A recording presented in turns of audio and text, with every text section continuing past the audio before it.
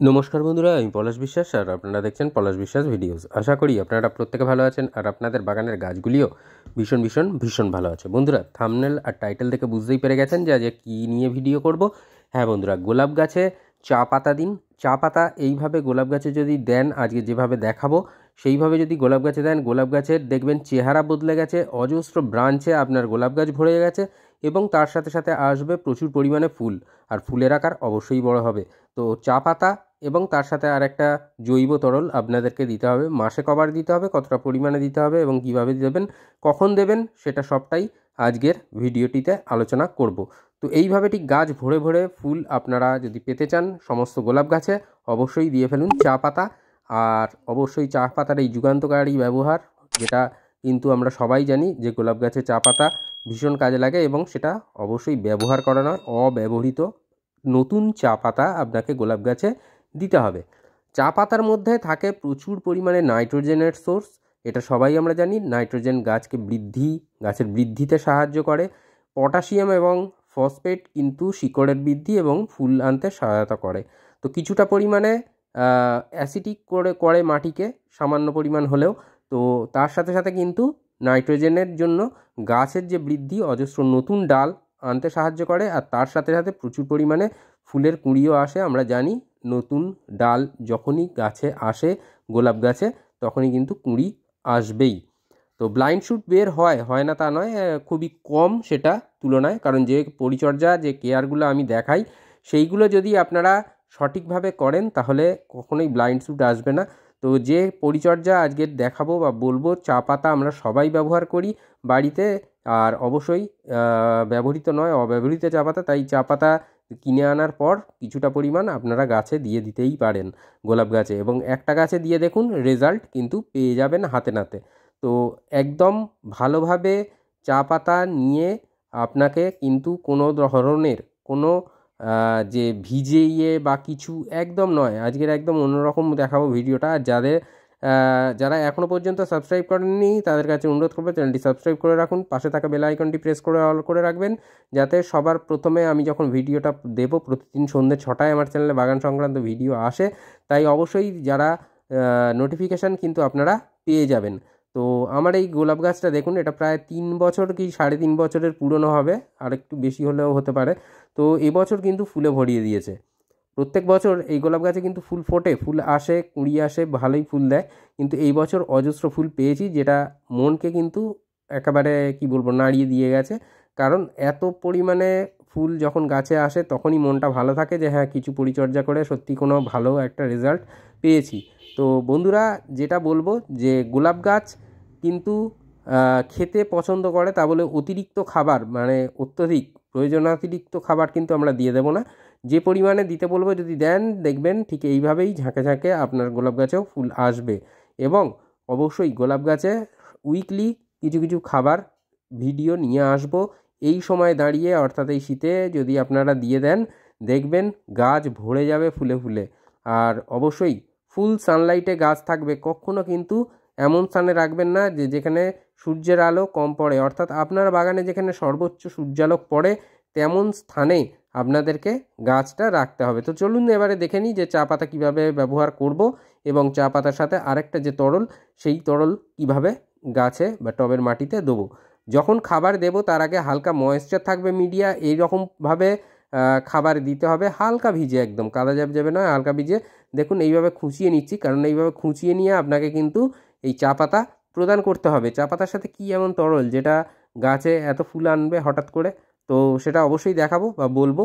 আর একদম যতদিনের ব্যবধানে দিতে বলবো ঠিক ততদিনের ব্যবধানে দেবেন, দেখবেন কোনো সমস্যা থাকছে না। এইরকম ঠিক কচি কচি ব্লাইন্ডস, মানে এই কচি কচি শ্যুট, যেগুলো ব্লাইন্ড শ্যুট আসবে না, এইরকম কুঁড়ি নিয়ে চলে আসবে, সেই রকম কিন্তু অবশ্যই আসবে, এবং অজস্র ফুল কিন্তু আপনার জন্য অপেক্ষা করে আছে এই ভিডিওটা দেখে যখনই কেয়ারটা করবেন তারপরে।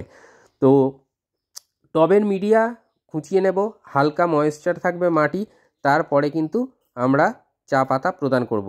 যদি 10 বা 12 ইঞ্চির টবে আমাদের গাছ থাকে, তাহলে কিন্তু 1 টেবিল চামচ চা পাতা আমাদের এই মাটি খুঁচিয়ে নেওয়ার পরে টবের মিডিয়ার মধ্যে আমরা দিয়ে দেব। যদি 6 ইঞ্চি বা 8 ইঞ্চিতে থাকে গাছ, তাহলে কিন্তু হাফ টেবিল চামচ পরিমাণে আমরা গাছের মিডিয়ার মধ্যে দিয়ে দেব।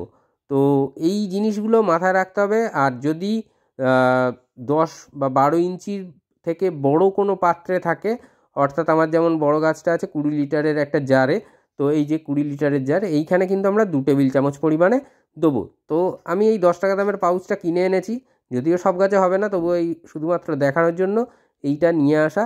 আর এছাড়া কিন্তু আমার কাছে মানে বেশ কিছু গাছে আমি দিয়ে দেওয়া হয়ে গেছে এবং ভালো রেজাল্ট পেয়েছি বলেই আপনাদেরকে সেটা দেখাচ্ছি, এবং আপনারাও দেওয়ার পরে রেজাল্ট ভালো পাবেন। এটা 100% স্যাঙ্গুইন আমি। তো দেখুন এই 1 টেবিল চামচ পরিমাণে কিন্তু টবের মিডিয়াতে আমরা দিয়ে দেব। তো টবের মিডিয়াতে দেওয়ার যে ব্যাপারটা, সেটা দেওয়ার পরে আমাদের ভরপুর মাত্রায় জলও কিন্তু দিয়ে দিতে হবে। এবং জল দেওয়ার মানে কি জল দেব সেটাই তো হচ্ছে আসল ফান্ডা। মানে জলটা আপনাদেরকে কিভাবে প্রদান করতে হবে, কতটা পরিমাণে প্রদান করতে হবে। আর এই যে চা পাতাটা দিচ্ছি, এটা 15 দিনের ব্যবধানে আমরা দ্বিতীয়বার আবার প্রদান করব টবের মিডিয়াতে। অর্থাৎ আজকের যে এখন দিচ্ছি, আজ থেকে ঠিক 15 দিন বাদে আবার দেবো। আর এটা সকালের দিকে দিতে পারলে খুবই ভালো হয়, সকালের দিকে দেব। তারপরে কিন্তু আমরা জল দিয়ে দেবো। আর এই যে জলটা, এই জলটাই দেবো। এটা দেখতেই পাচ্ছেন যে এটা কি, হ্যাঁ এটা কফি পাউচ। একটা 10 লিটারের বালতির জল নিয়ে নিয়েছি। এই কফির পাউচ আমাদের কিন্তু কফির 10 টাকা দামের যে থাকে পরিমাণটা, সেই 10 টাকা দামের পরিমাণের পাউচ 10 লিটার জলের জন্য একদম পারফেক্ট।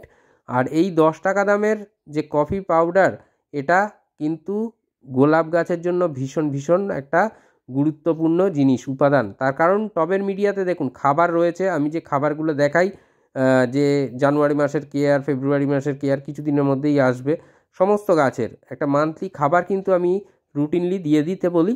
তো তারপরে এইগুলো যে খাবারগুলো, তরল সারগুলো দিতে দেখাই, এগুলো কিন্তু বুস্টার ডোজ হিসাবে কাজ করে গাছের। আর অবশ্যই এইগুলোর কিন্তু প্রয়োজন আছে। এই কফির যে তরলটা, এই কফির তরলটা করবে কি, মাটিটাকে অ্যাসিডিক করে তুলবে, অর্থাৎ অ্যাসিডিক বা অম্ল করে তুলবে। মাটির পিএইচ লেভেলটাকে একটা জায়গায়, সঠিক জায়গায় নিয়ে আসবে, যাতে করে আপনার গাছ মানে ভালোভাবে খাদ্যটাকে সংগ্রহ করতে পারে। এবং মাটির পিএইচ লেভেল যদি সঠিক থাকে, তাহলে গাছে ফুল আসা শুধুমাত্র সময়ের অপেক্ষা। কারণ গাছের বৃদ্ধি যেমন হবে এই চা পাতা থাকার ফলে টবের মিডিয়ায়, প্রতিদিন জল দেবেন যখন, সেই চা পাতাগুলো কিন্তু ওই মাটির ভিতরেই ডিকম্পোজড হবে এবং তার থেকে উপকারী যে ছত্রাকগুলো, সেগুলো খাদ্য কণাগুলোকে ভাঙতে সাহায্য করবে। এবং সর্বোপরি মাটিটা অ্যাসিডিক করার জন্য এই কফি যে তরল, সেটা কিন্তু দিতে হবে। এই যে এই 20 লিটারের মানে যে জারেতে গাছটা রয়েছে, এইখানে আমরা কিন্তু দিয়ে দিতে পারি এই কফির জল, যেটা এটা 500 ml মতন আমরা দিয়ে দেব। আর যেগুলো 10 বা 12 ইঞ্চি টবের জন্য আমরা 250 ml এই কফির জল, যেটা করা হয়েছে কফির তরল সার, এই তরল সারটা আমরা দিয়ে দেব ঠিক 250 ml মতন।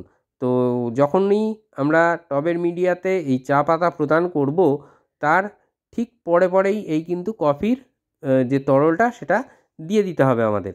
তাহলে মাটিটাও অ্যাসিডিক হবে, ভরপুর মাত্রায় গাছ নাইট্রোজেন পাবে। আর এইভাবে দেখবেন সতেজ গাছ হয়ে উঠেছে, সতেজ এবং অজস্র কুঁড়ি এবং ফুলে ভরে গেছে আপনার বাগান, আপনার গোলাপ গাছ, আপনার গোলাপ বাগান। তো এই সহজ পদ্ধতিতে, এই সহজ প্রক্রিয়াটা, এই সহজ পরিচর্যাটা আপনারা অবশ্যই করে ফেলতে পারেন।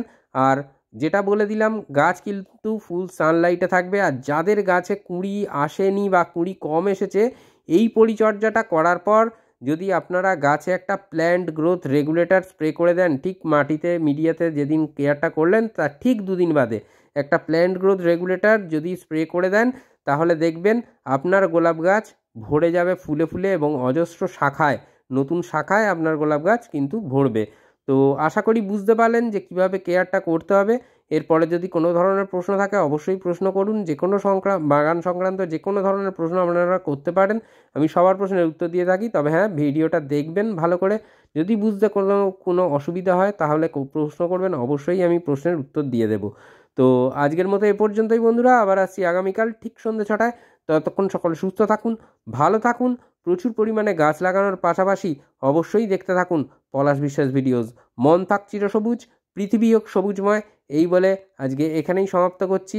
আবার আসছি আগামীকাল ঠিক সন্ধ্যে 6টায়। ততক্ষণ খুব ভালো থাকুন সকলে, আর সুস্থ থাকুন, আর অবশ্যই দেখুন পলাশ বিশ্বাস ভিডিওস। নমস্কার বন্ধুরা।